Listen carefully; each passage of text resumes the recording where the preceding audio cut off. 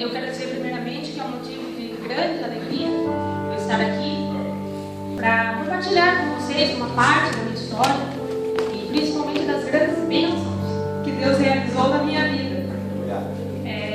Agradecer ao Alan por essa oportunidade e alertá-los que é a primeira vez que eu estou dando meu testemunho público e que se parecer que eu estou um pouco nervosa, é porque eu estou conseguindo esconder o grande nervosismo que eu estou. Então, se eu falha, por favor, finja que não ouviram. Obrigada. O Alan já me apresentou, eu sou a Jéssica, eu sou advogada, eu sou baixista da Igreja Fogo de Glória, uma das baixistas, sou irmã do pastor Felipe, mas nem sempre foi assim, eu nem sempre fui na igreja, e eu vou começar a contar para vocês o que aconteceu. Eu fui batizada aos 13 anos de idade.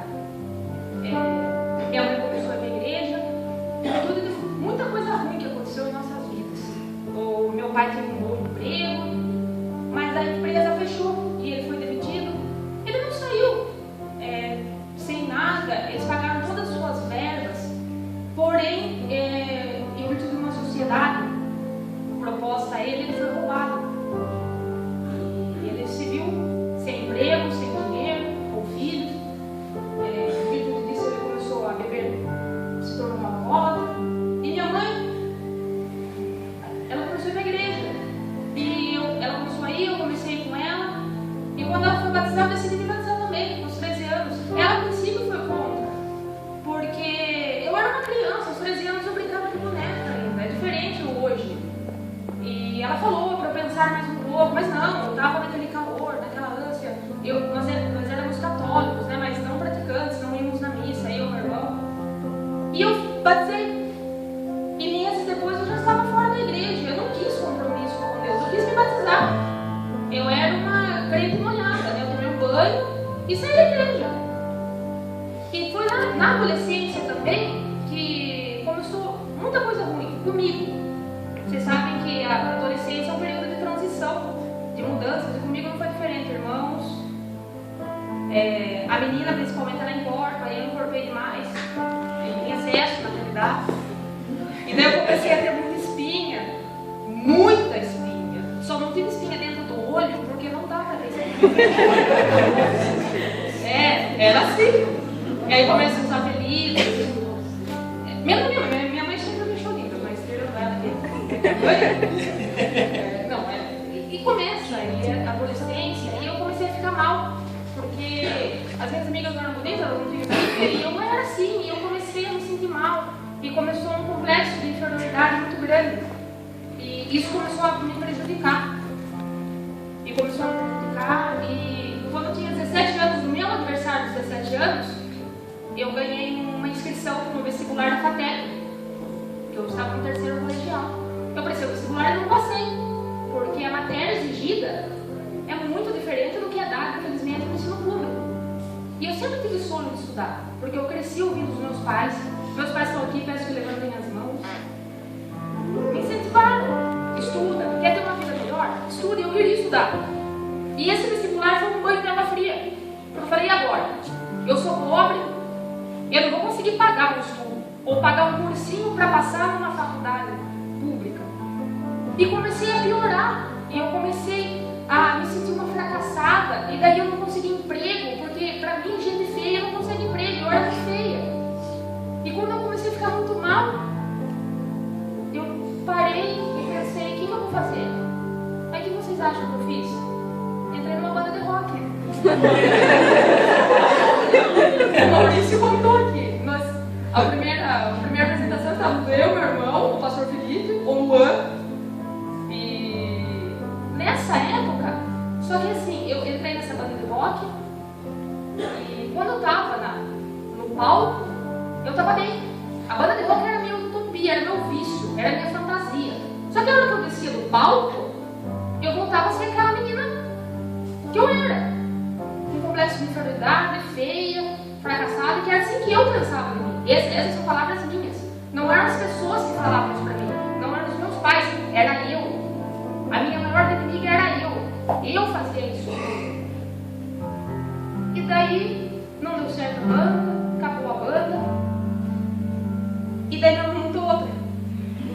nessa época aí eu comecei para a igreja, voltei para a igreja, queriam que eu entrasse no grupo de louvor, mas aí quando meu irmão montou uma outra banda de rock, eu voltei para a banda e larguei da igreja de novo.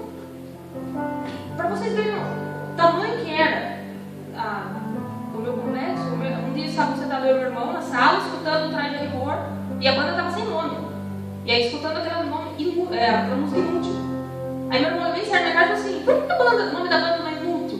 Porque é uma banda de inútil, né? Eu falei, boa! Aí o nome da banda, Inúteis. Não, mas é pior, vocês acham que é ruim? A outra banda chamava Os Recrutas. Era pior. Era melhor. É porque você estava lá. Então, eu era uma inútil assumida. Assumidaça. Passou o seu tempo, só que, como eu disse, no palco eu estava bem. Mas eu não tocava todo dia. Eu não me apresentava todo final de semana. E quando se apresentava também, eu não tinha jeito. Então, minha mãe, meu pai, enfim. E as outras bandas, a gente fazia evento de banda, tinha 5 bandas para uma tocar para outra, porque ninguém ia assistir. Mas para mim estava bom. Eu estava feliz. Mas a hora que eu descia, voltava tudo aquilo. E eu já não dormia mais. E eu vivia sem dormir, eu virava à noite. E quando você não dorme, você está sozinho, você começa a ter pensamentos ruins. E eu comecei a ter esses pensamentos ruins. Meus pais talvez não saibam porque eu não contei. Mas eu ficava procurando um modo de me suicidar. Em dolor. Desculpa.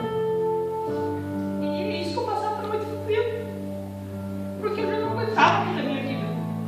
E quando eu ajoelhava para orar, era só para pedir para Deus me matar, que eu não aguentava mais. Eu enfiei na minha cabeça que o meu único caminho era morrer. Era o meu futuro. Eu queria morrer. E é isso que eu pedi para Deus. E um dia eu fui na casa da minha prima com a minha mãe e ela falou assim: eu vou na casa do meu irmão comigo que ora? Eu falei, vamos. A irmã Silvia, ela é de outra denominação, evangélica, mas de outra denominação, que minha prima queria oração. Ela orou, olhou para mim e falou assim: posso orar por você? Eu falei, pode. Eu não negava a oração, pode orar. Ela orou. Aí ela falou assim para mim: Deus mostra para mim que você está triste com o seu emprego. Eu nessa época trabalhava no cinema, não sei se vocês lembram, lá no dia tinha um cinema. E eu entrei para ganhar R$380 por mês, que na época era o salário mínimo. E trabalhava de domingo a domingo e também não recebia, porque eles não pagavam, então eu trabalhava de graça, né? E eu estava realmente bem feliz com o emprego. Aí ela olhou e falou assim, e começou a me contar uma história de uma moça que foi lá que ela orou, que fez faculdade. Eu comecei a olhar na cara dela e falei, Deus fala para mim que você vai fazer a sua faculdade, você vai realizar o seu sonho. Eu olhei para ela e falei, tá bom. Ele saiu, minha mãe olhou na minha cara e falou, viu? Falei, vi, a mulher é louca. Eu falei, mãe, põe uma coisa na sua cabeça, pobre não faz faculdade. Como que eu vou fazer? Revoltada, né? Então, imagina, a mulher tá louca. Porque eu estava tão mal que eu também não acreditava mais nos meus sonhos. Eu não acreditava que eu ia cursar uma faculdade mais, porque não era isso para mim. Até que um dia meu pai tinha sido internado por causa do alcoolismo. E quando ele saiu, ele decidiu mudar a sua vida. E para mudar, minha mãe chamou alguém que tinha uma fama de fazer trabalho de libertação. E ele foi em casa. E era o pastor Márcio.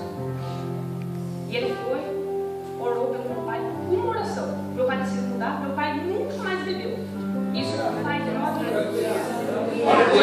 ele é diácono, minha mãe diaconisa.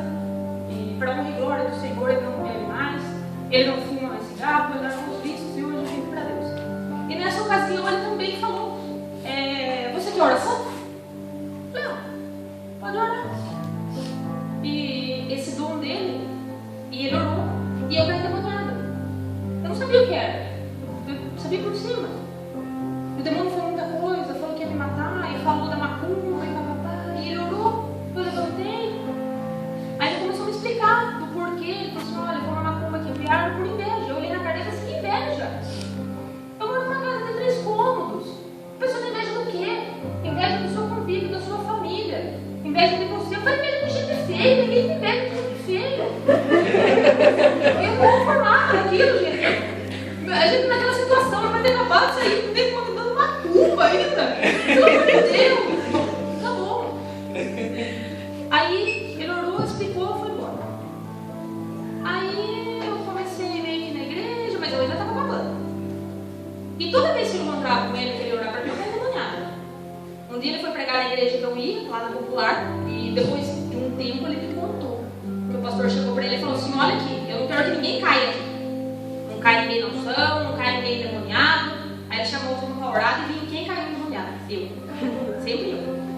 E ele louco, eu fugia dele, porque eu me sentia mal. Eu tinha ânsia, né? Literalmente ânsia. Então ele entrava por uma porta, eu saía pela outra. E assim eu fugia. Só que a minha mãe, ela percebia que eu estava meio ruim, sabe, mais revoltado do que o normal. Aí ela ligava para ele escondido de mim. E ele ia lá em casa orar. Aí ele orava e eu caía. Ele orava e eu caía. Aí ele chegou e falou assim: ó, não dá mais, você vai ter que sair dessa banda. Só pode ser essa banda. Não, aí ele me explicou, me orientou. Larguei a banda. Tá bom. Aí numa outra oportunidade ele orou, caí de novo. Ele falou: olha, vamos fazer um trabalho de libertação. Daí ele explicou como é que era, tá bom. Ele começou a fazer o trabalho de libertação. E eu caí no endemoniado e o demônio perguntava. E ele perguntava pro demônio qual que era a brecha. E o demônio botava: ah, ela lê livro do Paulo Coelho. Aí eu levantei e falei: você lê livro do Paulo Coelho? Eu falei: eu leio. E é sobre o quê? Eu falei: ah, o Paulo Coelho é um mago, né? Ah, ele é um bruxo. Eu falei: mais ou menos. Não, tem que parar, né? Tá bom. Aí eu orava no outro dia, eu caía de novo. Mas qual é a brecha? Ah, ela falou um palavrão. O demônio me tudo eu fugia. Aí caí de novo, era os pôsteres. Tinha pôster no nosso quarto, dormimos eu e meu irmão no quarto. Ele não quis ver o pôster. Até que o demônio falou, ele viu, daí ele tirou tudo que ficou comigo. E na época ele não estava fazendo, ele não tem mais. Olha isso, o bagunçou lá em cima. E eu pensei isso, e não parava. Ele orou muitos dias, chegou no quinto dia da campanha, era no 7. No quinto dia eu ainda estava caindo endemoniada. Eu estava muito mal. No quinto dia eu achei que eu ia morrer. Isso é normal, achar que eu ia morrer é normal. Mas a minha mãe também achou, porque o meu corpo já não aguentava, eu não aguentava mais aquela situação. E até minha mãe perguntou para ele falou que não, que era para minha mãe ter fé. E eu fui na igreja, nessa igreja que eu ia. E lá foi um missionário. E o missionário revelou que Deus ia mudar a minha vida, que ia mudar a minha história. Eu aceitei. Na segunda-feira o pastor Márcio orava o sexto dia e eu caí endemoniada de novo. Falei: meu Deus, eu não sei mais o que fazer. Na terça tem um culto de oração. E o pastor da igreja, eu já tinha sido apresentado como baixista, nova baixista da igreja. Ele perguntou: o que é se reconciliar com Deus? A igreja cheia, mais cheia que aqui. Eu não pensei. Falei: eu preciso fazer alguma coisa para mostrar para Deus que eu estou arrependida. Eu não podia batizar de novo, mas eu estava tremendamente arrependida. Eu levantei e fui. E minha mãe disse que nesse momento que eu fui, meu pai falou assim: agora vai ser liberta. Orei, pedi perdão e realmente no 7º dia da campanha, o pastor Márcio orou e eu não caí mais endemoniada. Eu fui liberta. Glória a Deus. E para honra e glória do Senhor. E eu tinha. Mas aí começam os sonhos a voltar, porque Deus estava indo para a igreja. Meu irmão com os amigos dele iam prestar um vestibulinho, porque ele estava terminando a escola. E eu fui junto, prestei. Passou eu e meu amigo dele, não gostou mais ninguém. Passei, fui fazer, fiquei feliz. Comecei a fazer o técnico lá em Sorocaba, gratuito, lá na ITEC, Fernando Presta, técnico de administração. E eu estava nessa igreja, estava tocando. Um dia a pastora virou para mim e falou assim: e o seu curso? Ah, tá legal. Mas você acha que é de Deus? Eu falei: eu acho que é de Deus por quê? Ela falou: você não está vindo mais no meio da semana na igreja? Falou: se é de Deus eu não sei. Se é do diabo, eu pedi para Deus. Se é do diabo, tem o problema dele. Eu vou fazer, eu vou terminar o curso. Você fica mal, né? Poxa, a sua própria líder espiritual duvidando da bênção que você recebeu. E o pastor Márcio tinha acabado de abrir a igreja de Fogo e Glória. Ele foi em casa. Eu fui na inauguração, deixei o culto da minha igreja, não toquei, falei lá na inauguração. E eu ia lá, de vez em quando meu irmão ia, eu ia com ele. Até quando meu irmão foi, falou assim: ó, parei com a banda, porque ele ainda estava com a banda, e vou para Fogo e Glória. E eu fui junto. Isso já em 2006, a igreja abriu em março, eu comecei lá, a gente começou em maio, junho, e eu me afirmei com Deus. Aí eu comecei a tocar, voltei a tocar, e eu me apeguei, só que ainda tinha esse sonho. Aí no sonho do estudo, mas eu não sabia o que fazer, porque eu ainda trabalhei, saí do emprego, entrei em outro emprego, não firmava em lugar nenhum. E daí eu ia prestar o Enem, meu irmão de novo falou para mim: vamos prestar o Enem. Para mim, faz 5 anos que eu terminei a escola, não vou conseguir. Não, vamos. Prestei.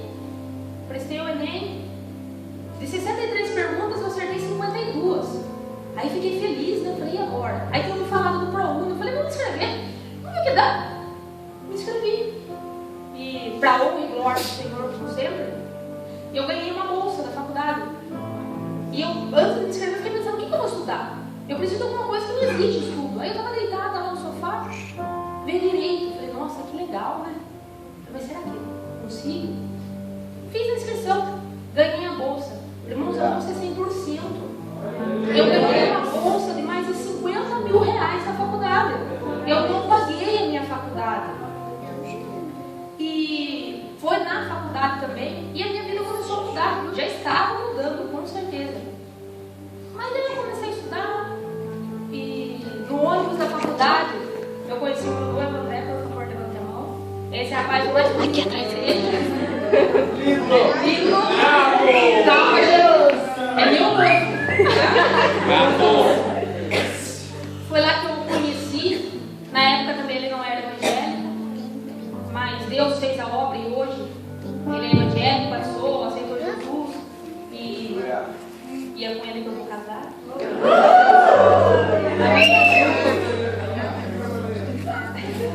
Então, eu fiz a faculdade muito difícil. Para mim, o sacrifício maior não era ter que trabalhar, acordar cedo, chegar em cima da hora para ter faculdade. Meu sacrifício maior era deixar de vir para a igreja. Mas eu perseverei com muita oração, não só minha, mas das minhas meus pais, meus irmãos, pastores. E foram 5 anos de faculdade.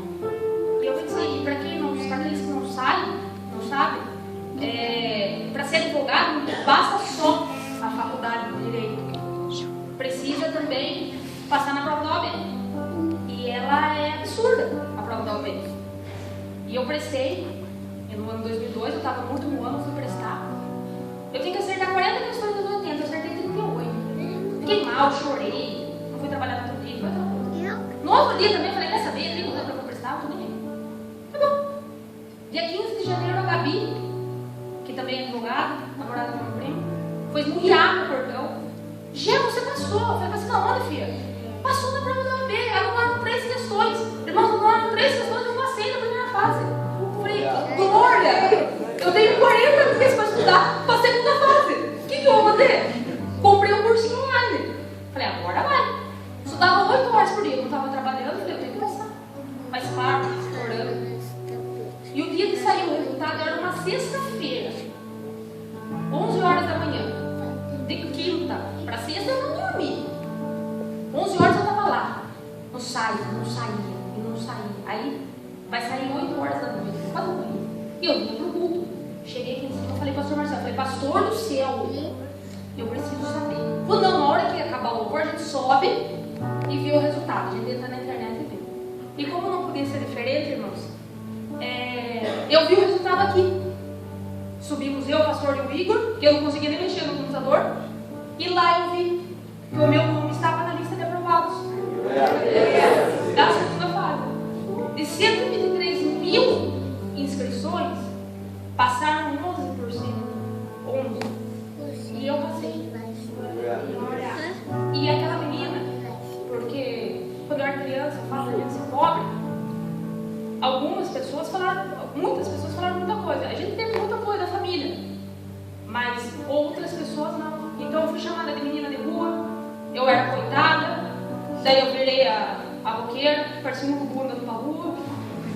E as pessoas começaram a falar, e daí eu via que a menina de rua, a coitada, a filha do bêbado, o bêbado, graças a Deus não é mais bêbado, a menina que não tinha futuro, hoje ele foi nada. Hoje eu sou chamada de doutora no meu emprego, né, no meu meio de trabalho, no fórum, eu sou chamada de doutora. Então o que eu queria deixar para vocês foi breves palavras, que o álbum só me deu 20 minutos e já acabou. O que eu queria falar para vocês é que não desistam dos seus sonhos, porque eu passei por não deixem o diabo ou outras pessoas falar para vocês que vocês não podem, porque vocês podem. Vocês podem desde que vocês creem em Deus. Porque o que for impossível, Deus vai agir. Porque o que foi possível, eu fiz. Eu estudei, eu me empenhei. Mas sim, 1000 coisas caíram de preciso. Que Deus agiu. E como Ele agiu na minha vida, Ele vai agir na vida de cada um de vocês. Aproveitem essa oportunidade. Vocês são jovens, marido, vocês são jovens. E estão na casa do Senhor. E eu não tive essa oportunidade porque eu não quis, eu saí. E vocês não. Então aproveitem. Compromisso, tenha um compromisso com Deus, com a obra do Senhor. Você só tem a ganhar. Porque eu sou a prova, como o Alan disse, de que Deus pode agir sim. E hoje eu sou advogada e muitas outras bênçãos Deus vem operando na minha vida. Eu não estou tendo que contar. Mas creio, acredito. Isso tem um compromisso. E se vocês tiverem compromisso com Deus, com certeza Deus vai ter um compromisso com vocês. Eu agradeço mais uma vez o Alan, agradeço a presença da minha família e que as palmas te agradeçam.